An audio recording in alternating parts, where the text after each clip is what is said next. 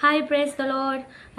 நான் ஒரு வசனத்தோடு இன்றைக்கி ஆரம்பிக்கிறேன். கர்த்தருக்கு பயப்படுகிற ஸ்திரீயே புகழப்படுவார் என்ற வசனத்துக்கு இணங்க அனைவருக்கும் மகளிர் தின நல்வாழ்த்துக்கள். Happy women's day all. இன்றைக்கி என்னோட உமன்ஸ் டே எப்படி போச்சு அப்படின்னு சொல்லி தான் நான் உங்கள்கிட்ட ஷேர் பண்ண போகிறேன். எங்களோட பஞ்சாயத்து தலைவர் வந்து உமன்ஸ் டே டைமில் வந்து ஒரு விழா மாதிரி வந்து கொண்டாடுவாங்க.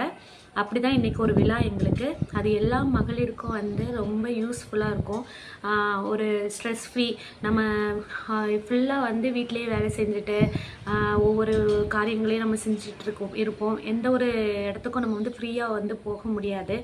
ஆனால் இந்த ஒரு நாளில் எங்கள் தலைவர் வந்து எங்களுக்கு ஒரு மகளிர் தினம் கொண்ட ஒரு ஃபங்க்ஷன் வந்து ஆரம்பித்து அதில் நாங்கள் ஃப்ரீயாக கேம்ஸ் கண்டக்ட் பண்ணுறது சரி, எங்களால் ஃப்ரீடம், எல்லா ஃப்ரீடம் எங்களுக்கு அந்த இடத்துல இருக்கும். என்ன வேணாலும் நம்ம சொல்லலாம், எல்லாம் எடுக்கலாம். ஸோ அப்படி தான் எங்களுக்கு இன்றைக்கி ஒரு விழா. இந்த விழா எங்களுக்கு வந்து ரொம்ப சூப்பராக போச்சு. கடந்த 3 வருஷமாக வந்து நல்லா சூப்பராக அவங்க சக்ஸஸ்ஃபுல்லாக ரன் பண்ணியிருந்தாங்க. இது வந்து 4வது வருஷம். இந்த 4வது வருஷம் நாங்கள் வந்து எல்லாருமே போயிருந்தோம். ரொம்ப கிராண்டாக பண்ணியிருந்தாங்க. போன வாட்டி மண்டபம் பத்தலை, அவ்வளோ மகளிர்கள் வந்திருந்தாங்க. ஸோ அதனால் அவங்களுக்கு பத்தலையே அப்படின்னு சொல்லி ஒரு பெரிய மண்டபம் இன்றைக்கி புக் பண்ணியிருந்தாங்க. ஸோ அந்த மண்டபத்தில் தான் இன்றைக்கி வந்து வெகு சிறப்பாக வந்து கிராண்டாக நடந்துச்சு. நான் நிறைய வீடியோ கிளிக் பண்ணுறேன், கண்டிப்பாக நீங்கள் பாருங்கள். அதில் வந்து என்னோடய ரோல் நிறைய இருக்கும். ஸோ நீங்கள் பாருங்கள், எப்படி இருந்துச்சு வந்து கமெண்ட் பாக்ஸில் கமெண்ட் பண்ணுங்கள். Hi hi hi. இதுதான் நாங்கள் உமன்ஸ் டே கொண்டாட போகிற மண்டபம். இங்கே வச்சு தான் நாங்கள் வந்து எல்லா கேமு எல்லாமே ஃபன்னு எல்லாமே நாங்கள் வந்து இதில் தான் நாங்கள் வந்து நடந்துச்சு. இது வந்து ஒரு 11 மணி போல் இருக்கும். இவ்வளோ கூட்டம் தான் இருந்துச்சு. அது பிறகு போக போக பாருங்கள் எவ்வளோ கூட்டம் இருக்குன்ட்டு. இன்றைக்கி சனிக்கிழமை அப்படின்னு சொன்னனால கொஞ்சம் நிறைய சின்ன பிள்ளைங்க எல்லாருமே வந்திருந்தாங்க. ஃபுல்லாக ஜென்ஸ் தான். ஃபஸ்ட்டு வந்து இன்ட்ரடக்ஷன் வந்து எங்கள் தலைவர் கொடுத்தாரு. அப்புறம் வந்து போட்டி உடனே ஆரம்பிச்சிட்டாங்க. வலை கொலன்லாம் எதுவுமே இழுக்கல. ஸோ ஃபஸ்ட்டு கேமாக வந்து மியூசிக்கல் சேர் வந்து கண்டக்ட் பண்ணியிருந்தாங்க. எல்லாருமே நாங்கள் என்ன நினச்சோன்னா, ஐயோ எல்லாருமே பார்ட்டிசிபேட் பண்ணாங்கன்னா எவ்வளோ நேரம் இழுக்குமோ அப்படிலாம் நினச்சிட்டு இருந்தோம். பட் வந்து அவ்வளோ நேரம்லாம் இழுக்கல. மொத்தமே வந்து 6 ரவுண்ட்ஸ் வச்சுருந்தாங்கன்னு நினைக்கிறேன். அப்புறம் 6 ரவுண்ட்ஸ்லேருந்து அந்த 6ல் ஃபஸ்ட்டு வந்திருப்பாங்கள்ல, அவங்களெல்லாம் செலக்ட் பண்ணி திருப்பி ஃபைனலாக வச்சுருந்தாங்க. இந்த இதில் நான் ஓடுறேன், யாருக்காவது தெரியுதா? நான் வந்து ஹெல்ப்லாம் பண்ணிகிட்ருக்கேன் பாருங்கள். ஒவ்வொருத்தருக்கா வந்து சேர் இங்கே ஃப்ரீயாக இருக்குது, இங்கே வந்து உட்காருங்க அப்படின்னு. ஐயோ, நான் மியூசிக்கல் சேர்லலாம் ஒரு நாளும் இது வரைக்கும் வாழ்நாளில் நான் வந்து கிஃப்ட்டு வாங்கினதுலாம் ப்ரைஸ்லாம் வாங்கினது கிடையாது.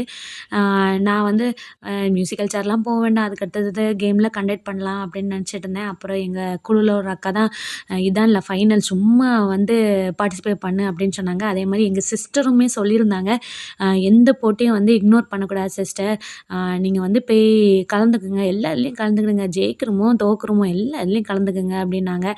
சரி சிஸ்டரும் சொல்லி அனுப்பியிருக்காங்களே, சரி நம்மளும் எல்லா போட்டிலையும் கலந்துக்கலாம் அப்படின்னு சொல்லி தான், சரி லாஸ்ட் ரவுண்டு தானே போகலாம் அப்படின்னு சொல்லி தான் நான் வந்து போனேன். ஸோ நான் நிறைய சேவை தான் உள்ளே செஞ்சுருந்தேன். நான் ஹாயாக தாங்க நடந்தேன். நான்லாம் ரொம்ப எஃபர்ட் எதுவுமே போடலை, சும்மா மெதுவாக நடந்தேன். கரெக்டாக எனக்கு நேராக சேர் இருந்தது. என் பாட்டுக்கு உட்காந்தேன். யாராட்டும் கீழே விழுந்தாங்கன்னா அவங்கள தூக்கி விட்டேன்.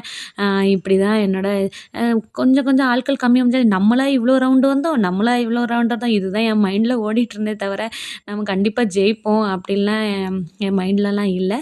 பட்டு நான் ஜெயித்தேங்க. பாருங்கள், அந்த கண்கொள்ளா காட்சியை வந்து பாருங்கள். ஆக்சுவலாக வந்து மொத்தம் 6 ரவுண்டு. அந்த 6 ரவுண்டில் ஃபஸ்ட்டு தேர்ந்தெடுக்கிறவங்க தான் ஃபைனலுக்கு போவாங்க. அதுவே எனக்கு அப்புறம் தான் தெரியும். 2 பேர் எடுப்பாங்கன்னு நினச்சேன். பட்டு ஃபஸ்ட்டு வரவங்கள தான் எடுப்பாங்களாம். நமக்குலாம் எங்கே அது கொடுத்து வைக்கும் அப்படின்லாம் எனக்கு உண்மையிலங்க. ரவுண்டு அடிக்க தண்ணி தாங்க, யாராவது தண்ணி தாங்கடா டே தண்ணி தாங்கடா அப்படின்னு இருந்துச்சு. அவ்வளோ தண்ணி தாகம். கரெக்டாக நானும் ஃபஸ்ட்டு வந்துட்டேன். உடனே வந்து ஃபைனலும் வச்சுட்டாங்க. ஐயையோ, நமக்கு முடியாது, தண்ணி குடித்தா ஓடவும் முடியாதே, என்னடா பண்ணுறது அப்படின்னு ரொம்ப இதாகிட்டு இருந்தேன். அப்புறம் கிஃப்டெல்லாம் என்னென்ன கிஃப்ட்டு என்னன்னு கேட்டேன். அப்போ வந்து ஃபஸ்ட்டு ப்ரைஸ் வந்து மைக்ரோ ஓவன் சொன்னாங்க. செகண்ட் ப்ரைஸ் குக்கர்னு சொன்னாங்க. தேர்ட் ப்ரைஸ் வந்து ஹாட் பாக்ஸ் சொன்னாங்க. ஃபோர்த்து ப்ரைஸ் வந்து ஏதோ கொடுத்தாங்கங்க, கெட்டில் கொடுத்தாங்க. அப்புறம் 5த்து வந்து நம்ம இந்த ஸ்மூத்திலாம் இது பண்ணுவாங்களோ அதெல்லாம் கொடுத்தாங்க. அப்போ நமக்கு என்ன வேணும் அப்படிலாம் யோசித்தேன். அப்போ எனக்கு ஃபர்ஸ்ட்டு ப்ரைஸ் மட்டும் வேண்டாம். செகண்ட் ப்ரைஸ் அப்ப எனக்கு குக்கர்ன்னு தெளிவா எனக்கு சொல்லல. அப்ப எனக்கு செகண்ட் ப்ரைஸ் தான்ப்பா வேணும் அப்டின்னேன். அதேமாரி எனக்கு கெட்டில் வந்து வீட்ல வந்து அ இதாயிடுச்சு. சரி கெட்டில் யார்ட்டயாவது வந்தா மாத்திக்கலாம் அப்படின்னு சொல்லி தான் நான் களத்துல இறங்குனேன். பார்த்தா ஃபர்ஸ்ட்டு, செகண்டுக்கு போட்டி ஆயிடுச்சு. ஐயய்யோ! நமக்கு ஃபர்ஸ்ட் பிரைஸ் தான் வருமோ அப்டின்லாம் நெனச்சேன். ஆனா எனக்கு செகண்ட் பிரைஸ் தான் வந்துச்சு. ஆனா நான் வெளிய வந்தோனே, என்ன சுத்தி இருந்த என்ன என்கரேஜ் பண்ண ஆட்கள்லாம் என்ன சொன்னாங்க தெரியுமா? நீ செகண்ட் பிரைஸ் எடுக்கிறதுக்கு தானே நீ விட்டு குடுத்த அப்டின்லாம் பேச ஆரம்பிச்சுட்டாங்க. அப்டிலாம் நான் விட்டுலாம் குடுக்கலங்க. போட்டி வந்தா நம்ம விட்டுலாம் குடுக்க மாட்டோம். அதுக்கு பிறகு என்ன கேம் கண்டக்ட் பண்ணியிருந்தாங்க அப்டின்னா, லெமன் ஸ்பூன் கண்டக்ட் பண்ணியிருந்தாங்க. அதுலயும் நான் வந்து பண்ணேன். பட் நான் வந்து ரீச் ஆயிட்டேங்க. ஆனா அங்க போய் டப்புன்னு கீழ போட்டேன். அதனால அன்செலக்டட் ஆயிட்டேன். அப்புறம் வந்து கயிறு இழுத்தல் வச்சிருந்தாங்க. போன வாட்டிலாம் கயிறு இழுத்தல் வைக்கும் போதுல கயிறே வந்து பிஞ்சுட்டு வந்துருச்சாம். அதனால அவங்க இப்ப என்ன பண்ணிட்டாங்க அப்டின்னா, பிளாஸ்டிக்ல கயிறு வாங்கிட்டாங்க. அது சரியான வலி. அதுவாட்டு ஒரு ரவுண்ட் இருக்கும்னு பார்த்தா, நாங்க என்ன நெனச்சோன்னா, ஒரு சைடுல ஒரு டீமும், இன்னொரு சைடு டீமும் ஒரே ரவுண்ட்ல முடிச்சுருவாங்க அப்டின்னு பார்த்தா, அங்கேயும் இந்த சைடு 10 பேரு, இந்த சைடு 10 பேர வச்சு இழுங்கன்ட்டாங்க. லாஸ்ட்ல எப்படியோ 2 ரவுண்டு இழுத்து ஜெயிச்சு, திருப்பி ஃபைனலும் வந்து நாங்க வந்து வின் பண்ணிட்டோம். அதுக்கு அடுத்தது என்ன வச்சிருந்தாங்க அப்படின்னா, பலூன் ஊதி உடைத்தல். அப்பா போதும்ப்பா நம்ம இவ்ளோ எனர்ஜி எல்லாம் வேஸ்ட் பண்ணி, இதுலயும் நம்மளால எனர்ஜி வேஸ்ட் பண்ண முடியாது. இந்த ஒரு போட்டியில மட்டும் தான் நான் கலந்துக்கல. என்னால முடியல. சுத்தமா முடியல. பசி. அதனால சுத்தமா முடியல. அதனால நான் வந்து இதுல வந்து பார்ட்டிசிபேட் பண்ணல. பட் நான் வாட்ச் பண்ணும்போதுல போன வாட்டிலாம் குட்டி, குட்டி பலூனா குடுத்துருந்தாங்க. இந்த வாட்டி என்னன்னா, ஊத ஊத பெரிய பலூனு. அம்மா நல்ல வேளை கலந்துக்கலன்னு நெனச்சேன். அதுக்கு பிறகு பிரேஸ்ல உள்ளவங்க எல்லாத்தையும் வந்து வரிசையா ஸ்டேஜ்ல நிக்க வச்சிருந்தாங்க. அப்போ வந்து விஜய் கட்சியில உள்ள இந்த குஷி ஆனந்த் வந்து ரீச் ஆனாங்க. செம்ம பாட்டு வைபு. நம்ம டிவிக்கு அவங்களோட கட்சி பாட்டு வந்து போட்டிருந்தாங்க. அப்படியே மண்டபமே அதிர்ற அளவுக்கு நல்லா ஒரு ஃபன்னா இருந்தது. அப்புறம் அவங்க வந்து அங்க இருந்த ஜனங்கள் கூட உட்காந்து ஃபோட்டோ எடுத்து, அதுக்கப்புறம் மேல வந்தாங்க. எப்பா இவ்வளோ கிட்ட நாங்க இதுவரைக்கும் நான் அப்படிலாம் பார்த்ததில்ல. ஸோ நான் வந்து அவ்வளோ பார்த்தேன். அதுக்கப்புறம் அவங்க வந்து ஸ்டேஜ்ல வந்துட்டு, "ஏன் நீங்கலாம் அங்க நிக்கிறீங்க? என் பின்னுக்கு வந்து உட்காருங்க. நீங்கலாம் மகளிர் நீங்கலாம் வந்து இங்க உட்காருங்க" அப்படின்னு சொல்லி கூப்பிட்டுருந்தாங்க. ஸோ நாங்க இந்த இதெல்லாம் எப்படிங்க நமக்கு கிடைக்கும்? இது நான் வந்து பெருமைக்கு சொல்லல. இப்படிலாம் நான் இருந்து ஒரு நாளும் அப்படிலாம் இருந்ததில்ல. ஸோ எங்களுக்கு ஒரு வாய்ப்பு கிடைச்சிச்சு. நாங்க அதில வந்தோம். அது பிறகு அவர்ட்ட கையால வந்து நாங்க வந்து ப்ரைஸ்லாம் வாங்கிட்டு, எங்களோட மகளிர் கொண்டாட்டம் வந்து இனிதே நிறைவடைந்தது. ஹாய்! வீடியோ பார்த்துருப்பீங்கன்னு நெனைக்கிறேன். எப்படி இருந்துச்சுன்னு பார்த்தீங்களா? நான் வந்து மொத்தம் 2 ப்ரைஸ் வாங்கியிருந்தேன். ஒண்ணு வந்து மியூசிக்கல் சேர்ல வந்து செகண்ட் ப்ரைஸ் அண்ட் வந்து கயிறு இழுத்தல்ல வந்து ஃபர்ஸ்ட் ப்ரைஸ் நாங்க வாங்கியிருந்தோம். நான் புஷி ஆனந்த்லாம் வருவாங்கன்னுலாம் நெனைக்கல.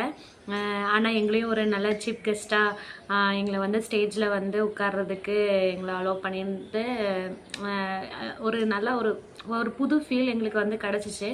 எங்களோட மகளிர் டே வந்து இன்னைக்குள்ள டே வந்து சூப்பராக எனர்ஜியாக வேறு லெவலில் வந்து எங்களுக்கு வந்து இன்றைக்கி சூப்பராக இருந்தது. அதுக்கு பிறகு வந்து ரைஸ் சாப்பாடு கொடுத்துருந்தாங்க.